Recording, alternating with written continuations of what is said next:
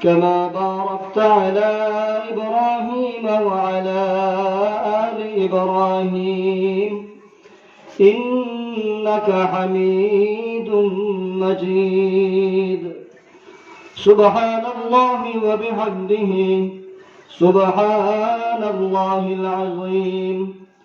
سبحان الله والحمد لله ولا إله إلا الله والله أكبر ولا حول ولا قوة إلا بالله العلي العظيم.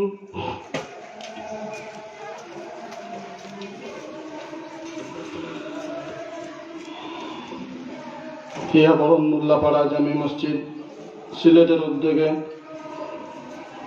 আজকের তাফসীরুল কোরআন মাহফিলের বর্তমান অধিবেশনের সম্মানিত সভাপতি, এলাকার সর্বস্তরের মুসলমান তাওহীদ জনতা, আল্লাহ পাক রব্বুল আলামিনের দরবারে লাখ কোটি শুকরিয়া আদায় করি যে আল্লাহ রব্বুল আলামিন আমাদেরকে রজব মাসের প্রথম শুক্রবার দিন জুমার পরে দীনী একটি মজলিসে তাফসীরুল কোরআন মাহফিলে আসার বসার তৌফিক দান করেছেন। তিনি কিছু কথাবার্তা বলার এবং শোনার সুযোগ করে দিয়েছেন। এই জন্য আমরা সকলে অন্তরের অন্তঃস্থল থেকে শুকরিয়া আদায় করি, আলহামদুলিল্লাহ। সম্মানিত হাজিরিন, রমজান মাস আমাদের একেবারে দ্বার প্রান্তে চলে এসেছে। আল্লাহর হাবিব সাল্লাল্লাহু আলাইহি ওয়াসাল্লাম রজব মাস আসলে পরে সাহাবায়ে কেরামদেরকে, উম্মতদেরকে শিক্ষা দিতেন, দোয়া শিক্ষা দিতেন, আল্লাহুম্মা বারিক লানা ফি রজব ওয়া শাবান ওয়া বাল্লিগনা রমাদান। হে আল্লাহ, রজব মাস এবং শাবান মাসে আমাদের জন্য বেশি করে বরকত দান করুন, আর রমজান মাস পর্যন্ত আমাদেরকে নেক হায়াত দান করুন।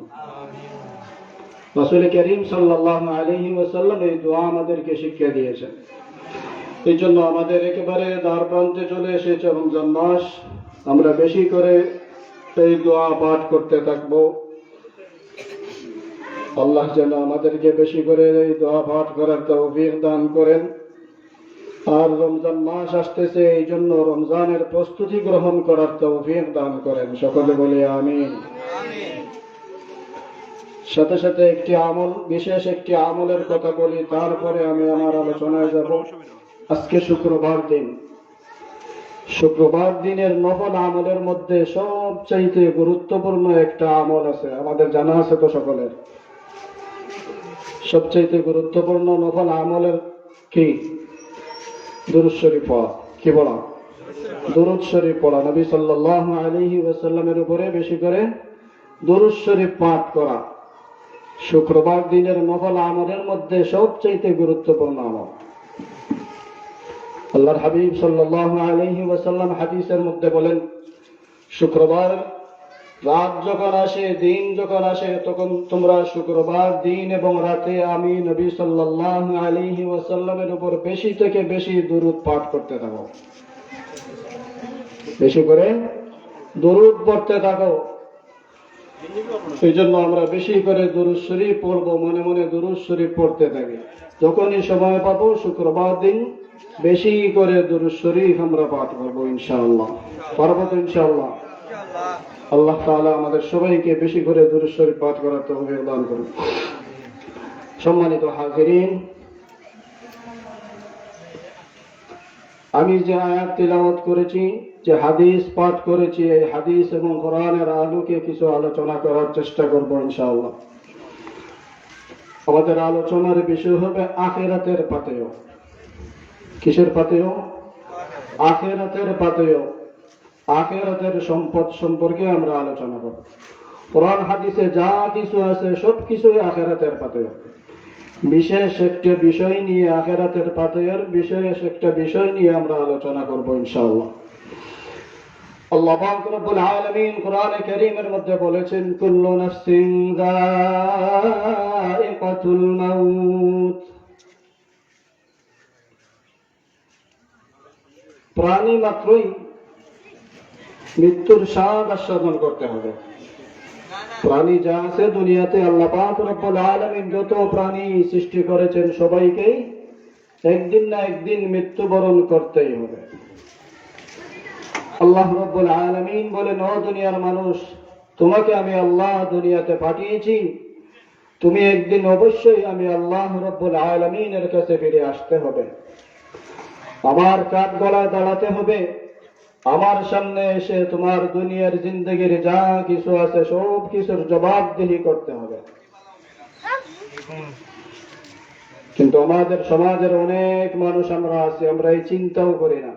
মরবই বিশ্বাস করি, কিন্তু মরার পরের যে জিন্দগি আছে ওই জিন্দগির জন্য আমি কি নিয়ে যাব, আমার কি সম্পদ আছে, এই চিন্তা আমার আপনার মধ্যে নাই। বেশিরভাগ দুনিয়ার মুসলিম সমাজের মধ্যে নাই। আমাদের সমাজের মানুষের দিকে তাকাইলে আমরা দেখতে পাই যে আমার কোনো চিন্তাই নাই, আমি এমন ভাবে চলাফেরা করি বোঝা যায় যেমন আমি একেবারে দুনিয়াতে চলে এসেছি, দুনিয়া থেকে আমি আর কোনোদিন যাব না। আল্লাহ রাব্বুল আলামিন বলেন, আফাহাসিবতুম আন্নামা খালাকনাকুম আবাসাও ওয়া আন্নাকুম ইলাইনা লা তুরজাউন। ও দুনিয়ার মানুষ, আমি আল্লাহ রাব্বুল আলামিন তোমাকে এমনি এমনি সৃষ্টি করি নাই। তুমি কি চিন্তা করো, তুমি কি বুঝো, তুমি কি ধারণা করো তোমাকে আমি আল্লাহ এমনি এমনি সৃষ্টি করেছি? وأنكم إلينا لا ترجعون। তুমি কি চিন্তা করো আমি আল্লাহ রব্বুল আলামিনের দরবারে তুমি আর ফিরে আসবে না? আল্লাহ রব্বুল আলামিন আমাদের কাছে প্রশ্ন ছুড়ে দিয়েছেন। আমরা যে এমন ভাবে চলাফেরা করি যে দুনিয়া থেকে আমি আর কোনোদিন যাব না, সব সময়ের জন্য একেবারে চলে এসেছি। এই জন্য আল্লাহ আমাকে প্রশ্ন করে, ও বান্দা, ও বান্দি, তোমাকে তো আমি এমনি সৃষ্টি করি নাই, তুমি কি মনে করেছো তোমাকে আমি আল্লাহ এমনি এমনি সৃষ্টি করেছি?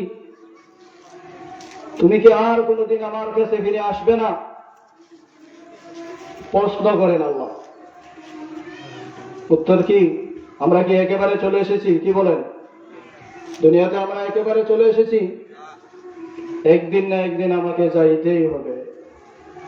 কোন দিন যাব, যাওয়ার কোনো ঠিকানা নাই, যাওয়ার কোনো কি নাই, ঠিক ঠিকানা নাই। যে কোনো সময় চলে যেতে পারে, যে কোনো সময় চলে যেতে পারি। চলে যে যাব, কি নিয়ে যাব? কোন সম্পদ আছে? যাওয়ার সময় আমাকে কি নিয়ে যেতে হবে? ঈমান আর আমল নিয়ে যেতে হবে। ঈমান আর আমল নিয়ে যেতে হবে। ঈমান আর আমল যদি আমার সাথে থাকে, ইনশাআল্লাহ আল্লাহ রাব্বুল আলামিন আমাদেরকে জাহান্নাম থেকে মুক্তি দান করবেন আর জান্নাত দান করবেন।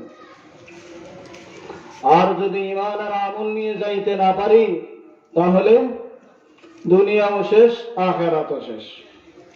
দুনিয়াও শেষ, আখিরাতও শেষ। দুনিয়াতে আমি আছি, ইয়া দুনিয়া ইয়া দুনিয়া, ইয়া মাল করতেছি, দুনিয়ার সম্পদ কামাইতেছি, কিন্তু আখিরাতের সম্পদের কোনো চিন্তা নাই। আখিরাতের সম্পদ বানানোর কোনো চিন্তা নাই। সমাজের দিকে আমি যদি তাকাই, আপনি যদি তাকান, সব সময় আমরা দেখতে পাবো মানুষ শুধু সম্পদ কিভাবে কামাবে, দুনিয়া কিভাবে কামাবে, ব্যাংক ব্যালেন্স কিভাবে করবে, বাড়ি গাড়ি কিভাবে করবে, জমি দখল কিভাবে করবে, বাটপারি চাউটারি কিভাবে করবে, এগুলো নিয়ে ব্যস্ত। নিজের আখিরাতের সম্পদ বানাবে, নিজের পরিবারের জন্য, তাদের জন্য আখিরাতের সম্পদ বানাবে, ছেলে মেয়েদের জন্য আখিরাতের সম্পদ গড়বে, এই চিন্তা আমাদের অনেকের ভিতরেই নাই।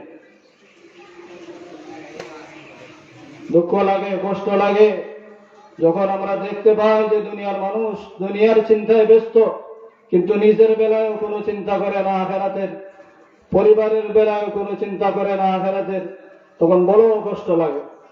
আল্লাহ রাব্বুল আলামিন বলেন, يا أيها الذين آمنوا قوا أنفسكم وأهليكم نارا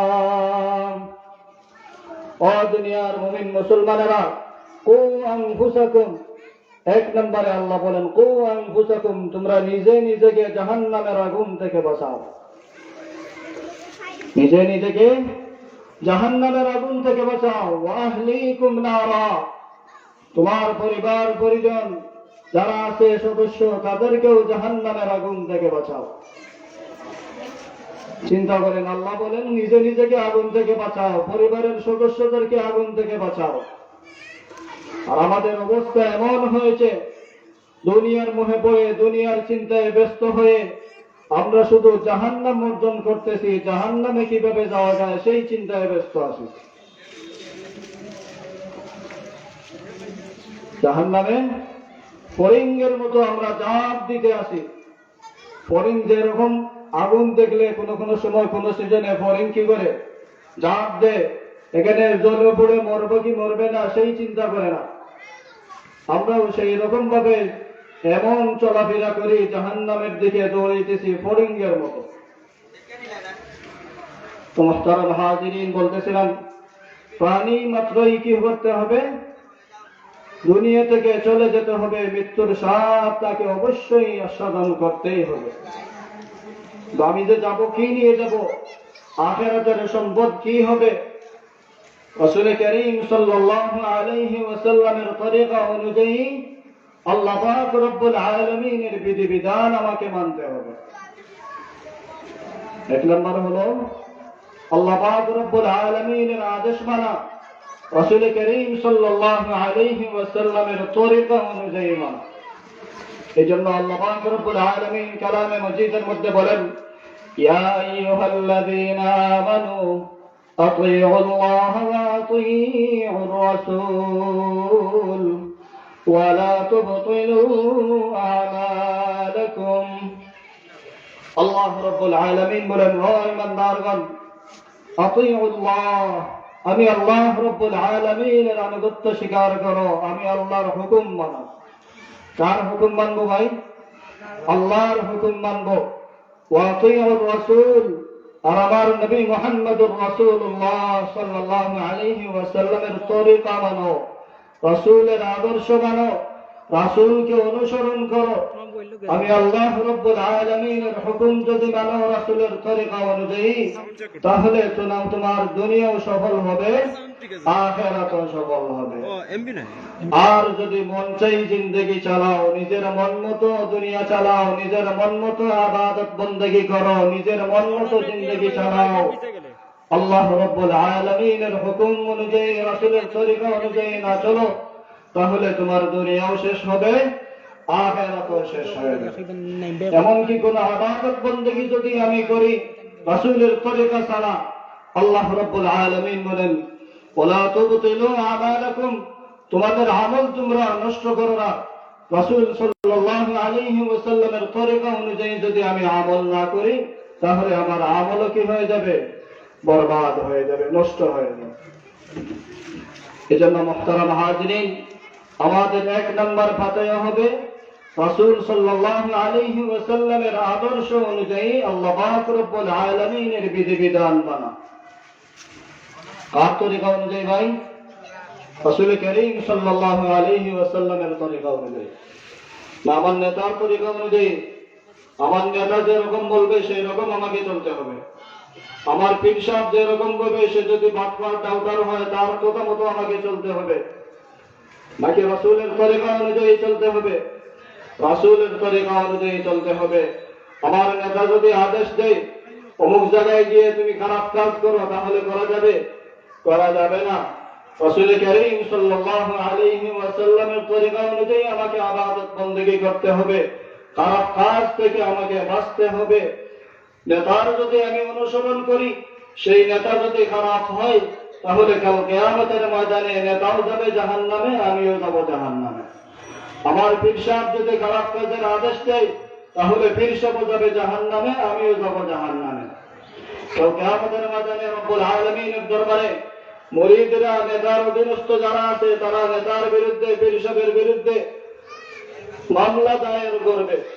তাদেরকে যখন জাহান্নামে নিক্ষেপ করা হবে তখন তারা বলবে, আল্লাহ ইয়াউমা তুকাল্লাবু ওজুহুম ফিন-নার ইয়াকুলুনা ইয়া লাইতানা আতা'না আল্লাহ ওয়া আতা'না আর-রাসূলা ওয়া ক্বালু রাব্বানা ইন্না আতা'না সাদাতানা ওয়া কুবারানা ফাআদাল্লুনা السبيلا ربنا آتهم ضعفين من العذاب والعنهم لعنا كبيرا।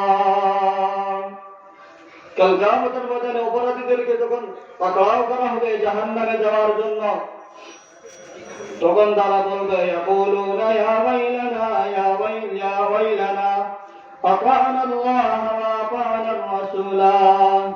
হায় আফসোস, আমরা যদি দুনিয়ার থাকতে আল্লাহ এবং আল্লাহর রাসূলের অনুসরণ করতাম, আমরা যদি দুনিয়ার থাকতে আল্লাহ এবং আল্লাহর রাসূলের অনুসরণ করতাম, তাহলে আমাদের আজকে অবস্থা হতো না, জাহান্নামের ফয়সালা হতো না, জাহান্নামে যাইতে হতো না, উন্দামুখী করে আমাদেরকে জাহান্নামে নিক্ষেপ করা হতো না। যদি রাসূলের তরিকা অনুযায়ী চলতাম, আল্লাহর আদেশ মানতাম।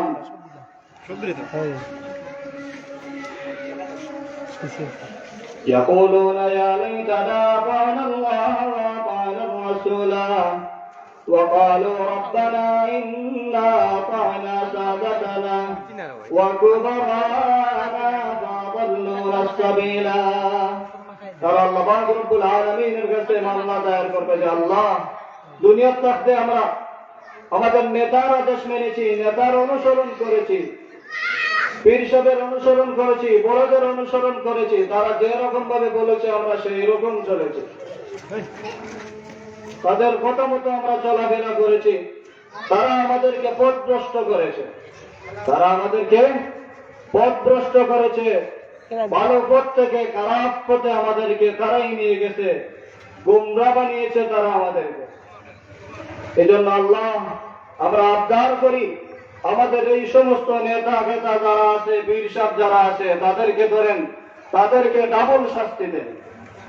রব্বানা আতিহিম দু'ফাইনি মিনাল আযাব। অধীনস্থ যারা আছে সবাই নেতাদের বিরুদ্ধে কি করবে?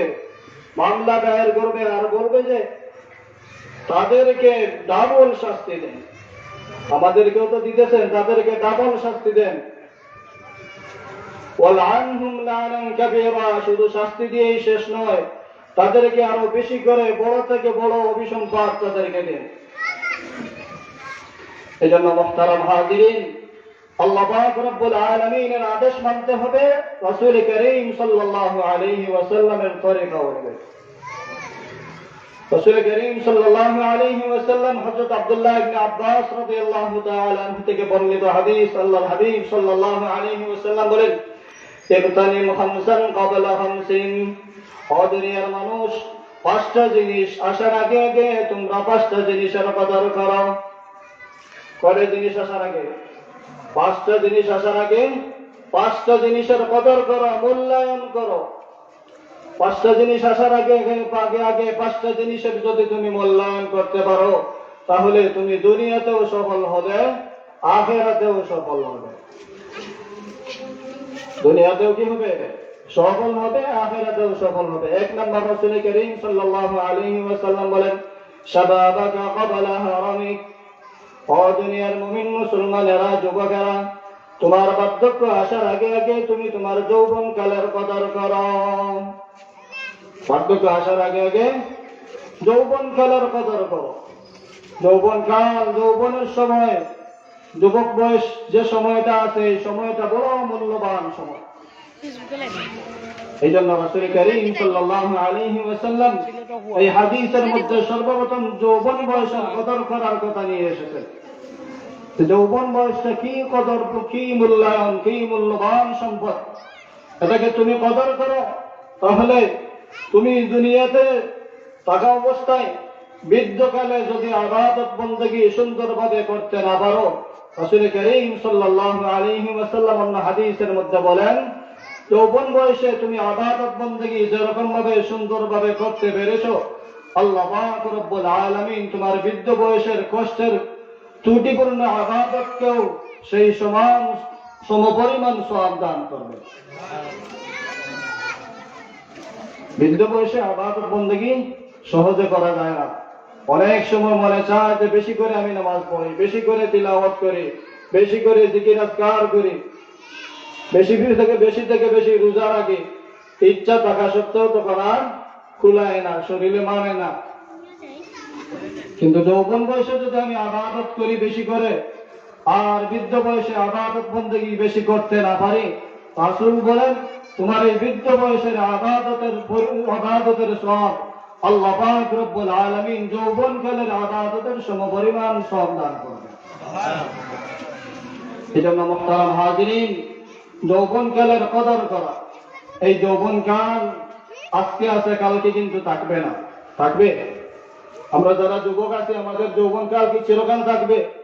এই বৃদ্ধ যারা আছেন, ডানে বামে মুরব্বী সাহেবান আছেন, সামনে আরো আছেন, তাদের চেহারার দিকে আমরা তাকাই, তাদের কাছ থেকে আমরা শিক্ষা গ্রহণ করি। তারাও একদিন কিন্তু আমাদের মতো যুবক ছিলেন। ছিলেন কি ছিলেন না? তারাও একদিন আমাদের মতো যুবক ছিলেন।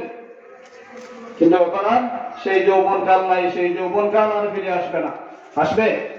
সেই যৌবনকাল আর ফিরে আসে না। যে কাল চলে যায় সেই কাল আর আমাদের কাছে ফিরে আসে না। আজকের দিনের সকাল যে টাইম গেছে, সকালবেলা কি আগামীকালকে আর আসবে? আজকের সকাল আর আসবে? আর ওই সকাল আর ফিরে আসবে না। আজকের যে টাইম আমাদের কাছ থেকে চলে যাচ্ছে, যে সময়টা চলে যাচ্ছে, সেই সময়টা আর কোনোদিন আসবে না। এই জন্য সময় সব সময় এক থাকে না, সব সময় সময়টা পরিবর্তন হতে থাকে। সময়টা কি হয়? পরিবর্তন হয়। আমার যৌবন কাল আছে, সেই যৌবন কাল চিরকাল থাকবে না, এক সময় চলে যাবে।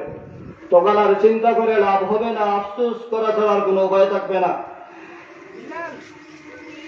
রাসূল করিম সাল্লাল্লাহু আলাইহি ওয়াসাল্লামের সাহাবী হযরত হাসান ইবনে সাবিত রাদিয়াল্লাহু তাআলা আনহু বলেন, ذهب الشباب فما له من عودة ذهب الشباب فما له من عودة وأتى المشيب فأين منه المهرب وأتى المشيب فأين منه المهرب। কবি বলেন, সাহাবী হযরত আলী ইবনে আবি তালিব রাদিয়াল্লাহু তাআলা আনহু বলেন, আমার যৌবনকাল চলে গেছে, যৌবনকাল চলে গেছে, সেই যৌবনকাল আর ফিরে আসবে না। যৌবনকালটা আর কি হবে না ভাই? ফিরে আসবে না। ওয়াতাল মাশীবু ফাইনাল মাহরাবু, যৌবনকাল চলে এসেছে, যৌবনকাল চলে গেছে। ফাইনা মিনহুল মাহরাবু, বার্ধক্য চলে এসেছে, আমি আর কোথায় যাব? যাওয়ার তো আর কোনো জায়গা নেই। বার্ধক্য আসার পরে আর যাওয়ার জায়গা আছে? একটা জায়গা আছে। কোন জায়গা? খবর। কোন জায়গা? খবর। প্রথম আমরা শিশু ছিলাম, তারপরে কিশোর হয়েছি, তারপরে যৌবন এসেছে, যুবক হয়েছি, যুবতী হয়েছি, তারপরে বৃদ্ধ বয়সে পৌরত্ব এসেছে, বৃদ্ধ বয়স এসেছে, তারপরে তো আর দুনিয়াতে থাকার জায়গা নেই। থাকার জায়গা একটা, কোনটা? খবর। এই জন্য আমাদেরকে কবরের সামানা, আখিরাতের সামানা জোগাড় করতে হবে। আরেক কবি আল্লামা ইকবাল রাহমাতুল্লাহ আলাইহি তিনি বলেন, ফায়া লাইতাশ শাবাব ইয়াউদু ইয়াওমান ফায়া লাইতাশ শাবাব ইয়াউদু ইয়াওমান ফাউখবিরুহু বিমা সানাআল মাশীবু ফাউখবিরুহু বিমা সানাআল মাশীবু। আল্লামা ইকবাল বলেন, হ্যাঁ আফসোস, হায় যদি আমার যৌবনকাল একদিনের জন্য আসতো, আমার যৌবনকালটা একদিনের জন্য যদি আসতো, তাহলে আমি দুনিয়ার মানুষকে শিক্ষা দিতাম, সংবাদ দিতাম, দেখো আমার বার্ধক্য আমাকে কোথায় নিয়ে গেছে, আমার কি অবস্থা হয়েছে, আমার কি অবস্থা হয়েছে, আমি যৌবনকালে কেমন ছিলাম, তোমরা দেখো আমার দিকে তাকিয়ে, আর আমি এখন কি হয়েছি। মুহতারাম হাজিরিন, বৃদ্ধ মানুষ যারা আছেন তাদের কাছ থেকে আমাদেরকে শিক্ষা গ্রহণ করতে হবে। তারাও একদিন আমার মতো যুবক ছিলেন, যুবতী ছিলেন, তাদের কাছ থেকে আমাকে শিক্ষা নিতে হবে। আমিও একদিন যদি হায়াতে বেঁচে থাকি তাহলে আমাকেও একদিন বৃদ্ধ হতে হবে। তখন আর ইবাদত বন্দেগী করা আমার পক্ষে কি হবে না, সম্ভব হবে না, বেশি করে ইবাদত বন্দেগী করতে পারবো না। এই জন্য রাসূল কারীম সাল্লাল্লাহু আলাইহি ওয়াসাল্লাম বলেন, শাবাবাকা ক্বাবলা হারামিক, ও দুনিয়ার মানুষ, বৃদ্ধ বয়স আসার আগে আগে তুমি তোমার যৌবন কালের কদর করো। 2 নম্বর, রাসূল কারীম সাল্লাল্লাহু আলাইহি ওয়াসাল্লাম বলেন, ওয়াসিহহাতাকা ক্বাবলা সাকামিক, তোমার রোগ ব্যাধি আসার আগে আগে সুস্থতার জিন্দেগির কদর করো। রোগ ব্যাধি আসার আগে আগে সুস্থতার জিন্দেগির কদর করো। অসুস্থ হলে পরে টের পাওয়া যায় যে সুস্থতার কত বড় নিয়ামত, সুস্থতা কত বড় নিয়ামত, অসুস্থ হলে পরে টের পাওয়া যায়। তখন যদি আমি বলি, হায় হায়, যদি আমি ভালো হইতাম, সুস্থ হইতাম, তাহলে মসজিদে গিয়ে 5 ওয়াক্তের নামাজ জামাতের সাথে আদায় করতাম, বেশি করে কোরআনে কারীমের তিলাওয়াত করতাম, বেশি করে জিকির আজকার করতাম, বেশি করে নফল বন্দেগী করতাম, বেশি করে নফল রোজা রাখার চেষ্টা করতাম। সুস্থতার সময়ের কদর করলাম না, আর অসুস্থ হওয়ার পরে আমি আফসোস করতে থাকলাম। এই জন্য রাসূল কারীম সাল্লাল্লাহু আলাইহি ওয়াসাল্লাম বলেন, ও দুনিয়ার মানুষ, সুস্থতার জিন্দেগির কদর করো। সুস্থতা অনেক বড় নিয়ামত। এই সুস্থতা যখন চলে যাবে, তুমি অসুস্থ হওয়ার পরে তখন তুমি টের পাবে। সাধারণ আমাদের পেট ব্যথা যখন হয়, মাথা ব্যথা হয়, তখন দুনিয়ার সব নষ্ট হয়ে যায়, দুনিয়ার সব শান্তি হয়ে যায়, অশান্তিতে পরিণত হয়ে যায়। যার যে রোগ হয় সে মনে করে তার রোগটাই সবচাইতে বড়, যার যে রোগ হয় সে মনে করে তার রোগটাই সবচাইতে বড়। আরেকজনের তার চাইতে আরো বড় রোগ আছে, কিন্তু সে সেটাকে বড় মনে করে না, মনে করে আমার দাঁতের ব্যথা, আমার দাঁতের ব্যথার চাইতে আর কষ্টকর আর কি হতে পারে, আমার মাথা ব্যথা, আমার মাথা ব্যথার চাইতে বড় কষ্টকর রোগ আর কি হইতে পারে। যার যেটা হয় সে টের পায়। এই জন্য রাসূল কারীম সাল্লাল্লাহু আলাইহি ওয়াসাল্লাম বলেন, সুস্থতা বড় নিয়ামত, এই নিয়ামতের তুমি কদর করো। আমরা সুস্থতার নিয়ামতের কদর করবো তো ভাই ইনশাআল্লাহ, ইনশাআল্লাহ। রাসূল কারীম সাল্লাল্লাহু আলাইহি ওয়াসাল্লাম তারপরে বলেন, ওয়াগিনাকা ক্বাবলা ফাকরিক, তুমি এখন ধনী আছো, তোমার ধন সম্পদ আছে, অভাব অনটন আসার আগে আগে তোমার এই ধন সম্পদ মালের তুমি কদর করো। বেশি থেকে বেশি আল্লাহ পাক রব্বুল আলামিনের রাস্তায় তুমি খরচ করো, আল্লাহর অ্যাকাউন্টে তুমি জমা করো, তোমার আখিরাতের পাতেও এই সম্পদ দিয়ে তুমি সংগ্রহ করো, আখিরাতের পাতেও তোমার এই সম্পদ দিয়ে তুমি সংগ্রহ করো। যেখানে সেখানে তুমি তোমার মাল খরচ করো না, তোমার ধন সম্পদ খরচ করো না। অভাব অনটন আসার পরে যদি তুমি চিন্তা করো, হায় হায়, যদি আমার আগের মতো টাকা পয়সা থাকতো, ধন সম্পদ থাকতো, তাহলে আমি মোল্লাপাড়া মসজিদে অনেক টাকা দান করতাম, এই মাহফিলে অনেক টাকা আমি দান করতাম, যদি আমার আগের মতো টাকা পয়সা থাকতো। এখন আর আফসোস করে আর লাভ হবে না। সময় কি হয়ে গেছে, চলে গেছে। সময় সব সময় চিরকাল থাকে না। সময় আমার জন্য, আপনার জন্য অপেক্ষা করবে না। সময় থাকতে সময়ের কদর করা, সুস্থতার সময় সুস্থতার কদর করা, ধনী হলে ধনী হওয়ার এই সময়ের কদর করা। রাসূল কারীম সাল্লাল্লাহু আলাইহি ওয়াসাল্লাম তারপরে বলেন, ওয়া ফারাগাকা ক্বাবলা শুগলিক, তোমার অবসরতার সময়ে তুমি কদর করো। ব্যস্ততার সময় আসার আগে আগে অবসর সময়ে তুমি কদর করো, মূল্যায়ন করো। তুমি এখন অবসর আছো, বেশি থেকে বেশি ইবাদত বন্দেগী করো। ব্যস্ত যখন হয়ে যাবে, তখন তোমার ইচ্ছা থাকা সত্ত্বেও তুমি বেশি করে ইবাদত বন্দেগী করতে পারবে না। এখন তোমার সময় আছে, সুযোগ আছে, তুমি এই সময়ের কদর করো, এই সুযোগকে কাজে লাগাও, আখিরাতের পাতেও তুমি সংগ্রহ করো। তারপরে রাসূল কারীম সাল্লাল্লাহু আলাইহি ওয়াসাল্লাম বলেন, ওয়া হায়াতাকা ক্বাবলা মাউতিক, ও দুনিয়ার মুমিন মুসলমানেরা, তুমি এখন জিন্দেগি জীবিত আছো, দুনিয়ার জিন্দেগিতে বসবাস করতেছো। কোন সময় আজরাইল তোমার সামনে চলে আসবে কোনো ঠিকানা নাই, কোনো ঠিক ঠিকানা নাই, যে কোনো সময় তোমার সামনে চলে আসতে পারে। এই জন্য তুমি তোমার এই হায়াতে জিন্দেগির কদর করো, তোমার এই জিন্দেগির কদর করো। এখন আমরা জীবিত না মৃত ভাই? আমরা এখানে যারা আছে জীবিত না মৃত? সবাই জীবিত। যে কোনো সময় আজরাইল চলে আসতে পারে। এখন যে আমরা এখানে বসে ওয়াজ শুনতেছি, ওয়াজ করতেছি, হাঁটাচলা করতেছি, এখনই আমার সামনে আজরাইল চলে আসতে পারে। পারে কি পারে না? এই জন্য আমাদেরকে আমাদের হায়াতে জিন্দগির কদর করতে হবে। হায়াতে জিন্দগির যদি আমি কদর করি, এই সময় যদি ইবাদত বন্দেগী করি, তাহলে আল্লাহ পাক রব্বুল আলামিন আমাদেরকে আখিরাতের ফাতেহা সংগ্রহ করার তৌফিক দান করবেন। আখিরাতের ফাতেহা আমাদের সংগ্রহ হবে। কাল কিয়ামতের ময়দানে আল্লাহ পাক রব্বুল আলামিনের কাঠগড়ায় গিয়ে আমরা জবাবদিহি করতে পারবো। আল্লাহ রব্বুল আলামিন আমাদেরকে আখিরাতের ফাতেহা সংগ্রহ করার তৌফিক দান করুন। সকলে বলি আমিন। ওয়া আখিরু দাওয়ানা আলহামদুলিল্লাহি রাব্বিল আলামিন। আলহামদুলিল্লাহ।